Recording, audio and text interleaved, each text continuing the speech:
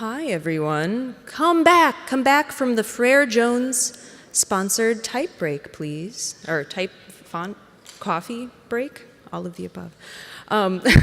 Welcome back, everyone. And right now we're going to continue on with making the machine human, embracing printing technologies in crafting a present-day movable typeface. We have two lovely gentlemen from Purdue University. We have Peter Bella and Caleb Ferris. Please welcome them.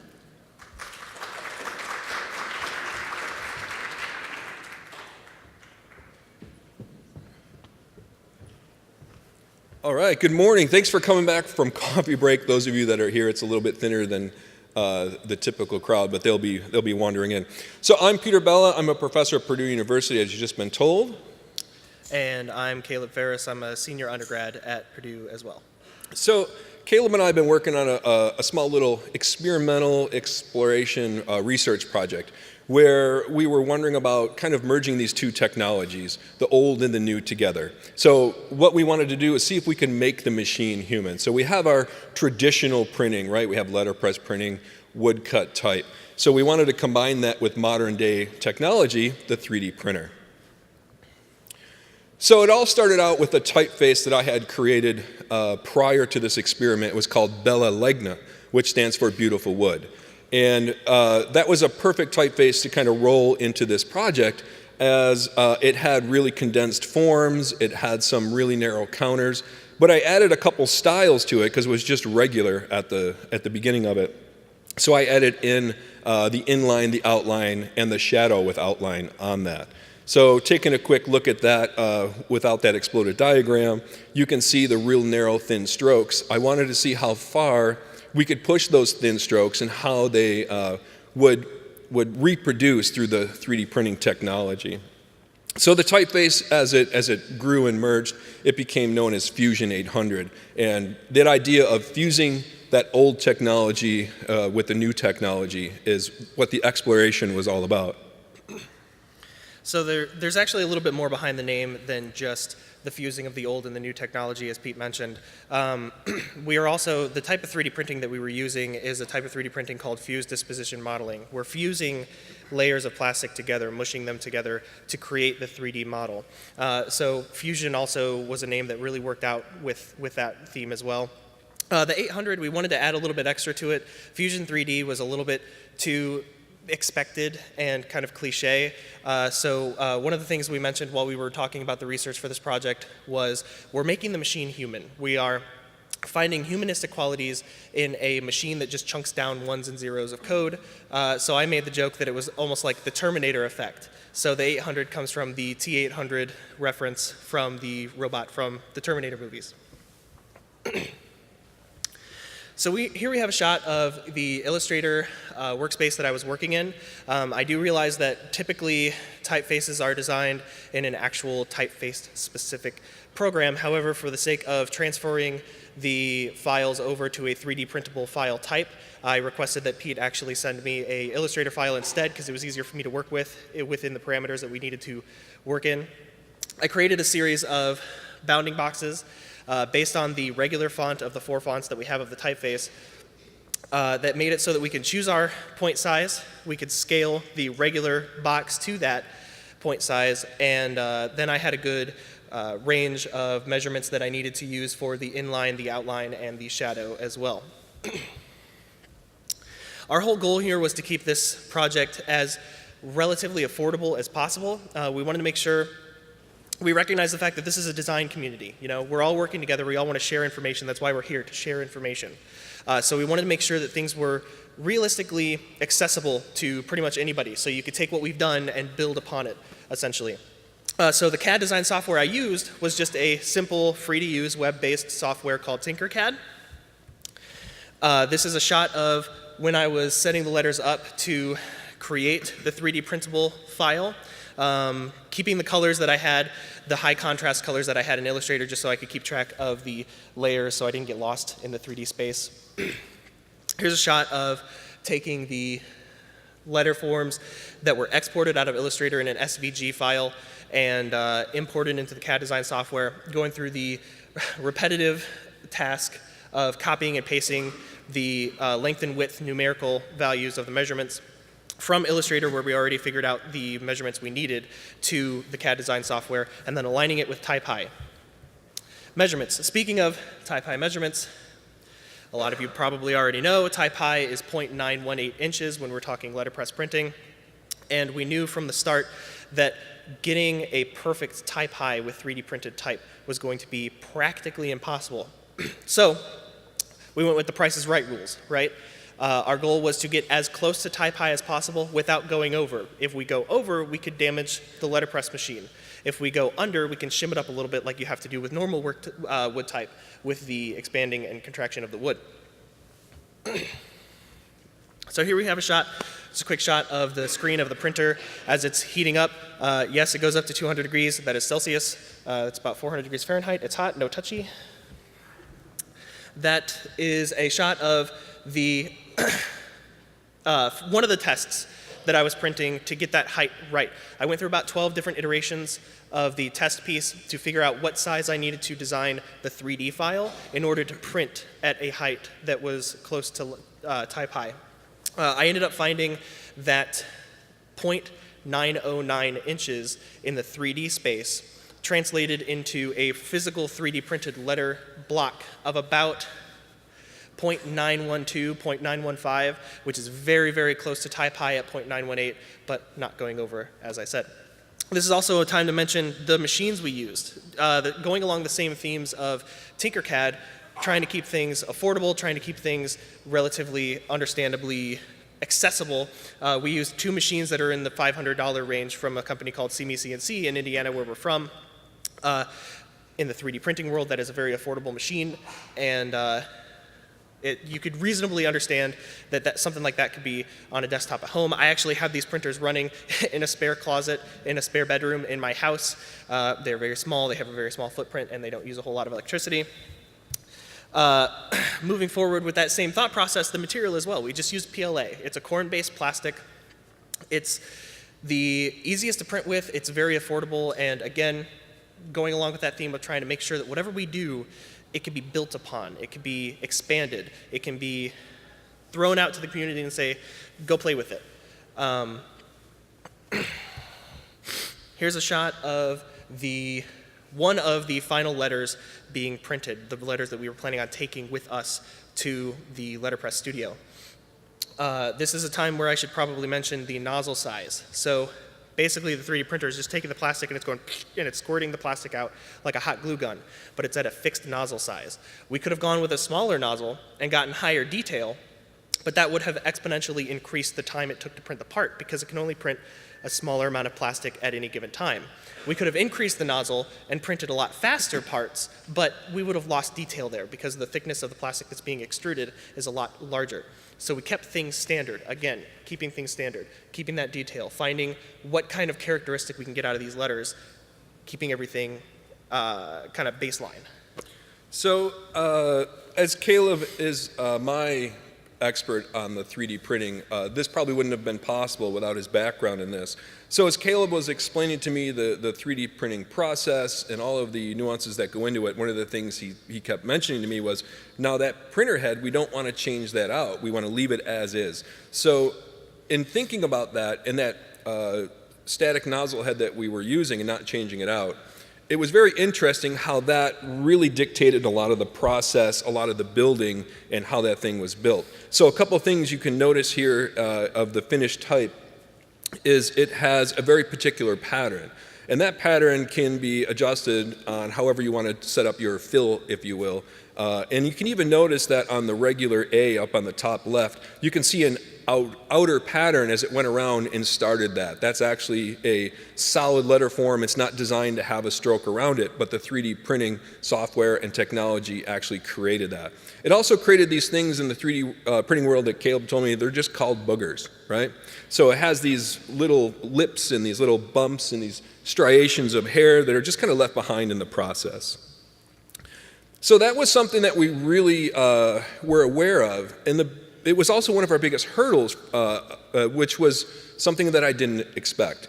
So we talked to several different letterpress shops, and we're like, we're doing this really crazy thing. We've got these really cool 3D printed letters, we would love it if we could come in and slap these down on your print bed. And many of them were like, oh, that's really cool, but you're not putting that on my press, right? So I was like, I understand, that makes sense now that you explain it to me and give me some dollar signs. I'm like, yeah, that's probably not the best thing. So I called a friend in Rochester, New York, Tony Zanni from TypeCon Letterpress, and I said, Tony, I know I haven't talked to you in a little while, but I'm doing this crazy thing and I'm having a hard time finding a place to do it. We went over all the different things that's problematic, and he says, whatever, that's cool. He says, come on out, let's throw it on a press and see what happens. So we ran the first sheet, and just no ink, just locked that in and rolled it over it. And we did find out that a lot of those boogers and those nuances about the way the 3D type was printed was denting the paper pretty well. Not quite punching right through it, but putting some pretty massive dents in it. So out of respect for Tony's equipment, we decided, well, we'll do some just minor basic adjustments to that. So this is a piece of 120 sandpaper, and all we did was just kind of swirl that around 3, 4, 5 times just to break those boogers down. And the other thing that we were able to do is if you heat that up just a little bit, it kind of melts any of those hairs or extra pieces off in that type so it gets really clean. So here's a really close-up look at that. This is super magnified, obviously. And this is our 0 from 800. So you can really see here this outside pattern that it sets up first before it does the fill. And even that fill pattern is really unique to how it was set up. Again, we just bare bones, however the printer's set, let's just roll with it. This is an 1.5 U turned on its side. This is the shadow with the outline on it. And you can see how when the printer head moves back and forth, it leaves these little extra lips and boogers, if you will, of material as it builds up and heats up and moves around. And again, that shadow is designed solid, but the 3D printing software that we use, which is very different than many of the other 3D printing movable types that have been made. Our goal was to bare bones, right? Let's just make this thing do whatever it wants to do and embrace it. So with that embracing of it, we did learn a lot throughout the process. And one of the things that, so I've been a designer for 20 plus years, I've been teaching for almost a decade now. And the one thing that I know that I am not is a letterpress operator, a wood type cutter, or for that matter, even a professional type designer. I mingle a little bit, make some stuff, right? So we made one minor mistake. At midnight, the night before we head off to the print shop, we made it to Rochester, getting ready to crash for the night as the 3D printers finished the last couple of letters. And I come out and I woke Caleb up and I said, hey, you know what? We made a huge mistake. He's like, what? Does anyone see it? Yeah. We didn't make it wrong reading. So, but we were able to recover because a lot of the letter forms we use were symmetrical. So, and we printed a few more really quick before we got there. So Caleb's going to talk a little bit more about the actual block. Yeah, so there was that, and every building process is a learning process. Every design brief we're given, we know that we're going to learn something while we're solving the problem that we've been given. One of the things that Tony mentioned to me actually while this photo was being taken, he gave me kudos for remembering to add extra space for the shadow and add extra space for the descender, the characters that we had for this typeface. However, I did not round up to the nearest pica.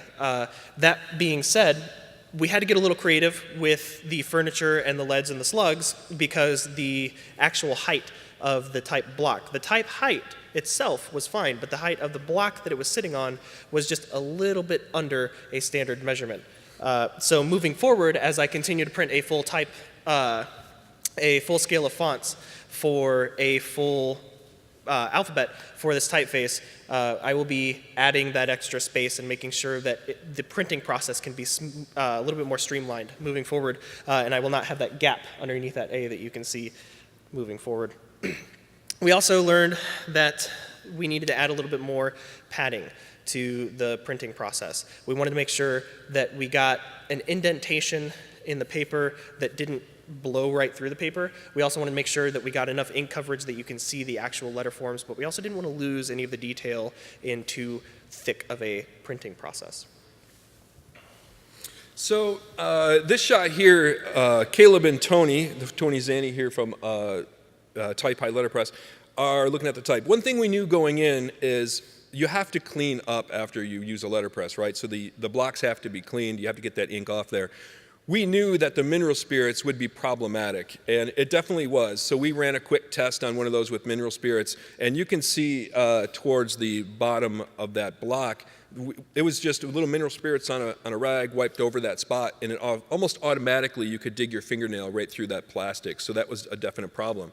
But in talks with Stephanie from Hamilton Wood Type, she said that a lot of other people that have been doing the 3D printing have used either baby oil or vegetable oil to clean the 3D printed type. So we were able to use a little bit of baby oil on that, wipe off the majority of the ink, and then just take that through some soap and water and cleaned off the rest of the ink, the residual ink that's hanging out on the letter. And it works fantastic, and it came very, very clean.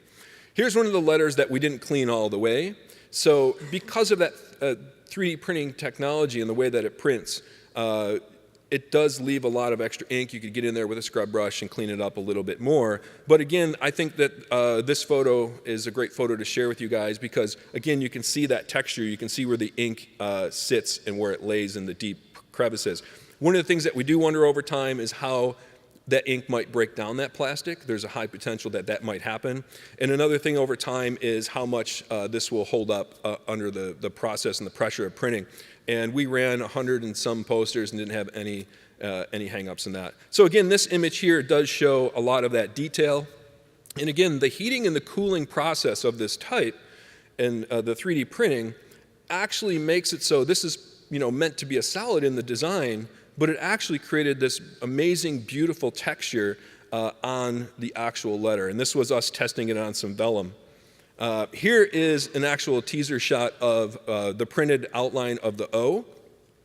And you can see that there's nothing at all in this that says this was machined. This was run through computer software, ones and zeros that spit out this very mechanical machined object.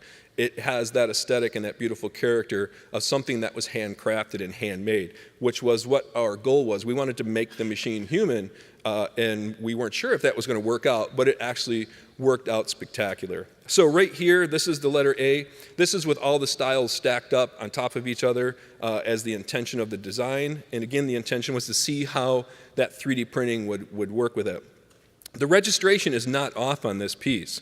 What it is each of those different letters actually will heat and cool in its own fashion, and it comes up with its own form. So if you notice in the bottom slab serif of this A, there's some really quirky kind of spaces and gaps in there. But I think that is a very beautiful thing that we embraced and also added to the elegance of this piece. So here's a quick peek of the bottom of the poster. And again, it looks like someone just grabbed a beautiful micron and just sat down and started really drawing this out very finely. We do have some posters with us. Here's the crew that was in the press shop that night. Caleb and I did not plan on wearing the same shirts. We were actually driving there, and I looked over and I says, "That's great." But so we were teased all day. People think we're in some weird cult or something like that. But on our right. Yeah, you're right, too. That's Tony Zanni from Type High Letterpress, and that's the guy that said, whatever, just come slap some stuff on my $10,000 Vandercook, it's cool. And the girls in the front are his interns, and they were there with us. We got there at about 10 in the morning. We didn't leave until about 9 at night. And Tony actually looked at them one time and says, you guys can go home. You've been here, this was 4 o'clock. And they both looked at each other and said, oh no, we're not leaving until this is done. We want to see that final poster, right?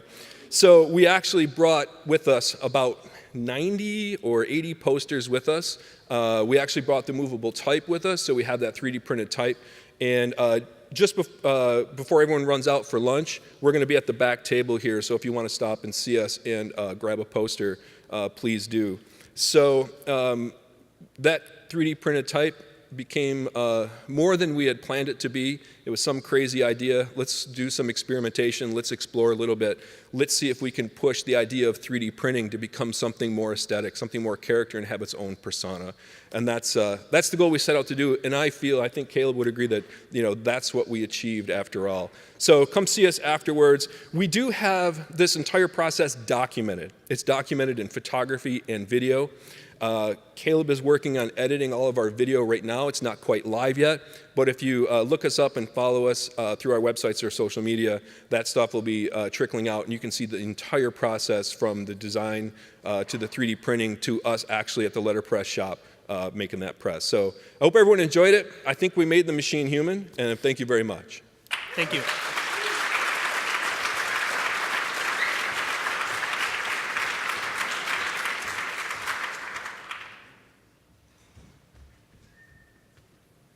Hello.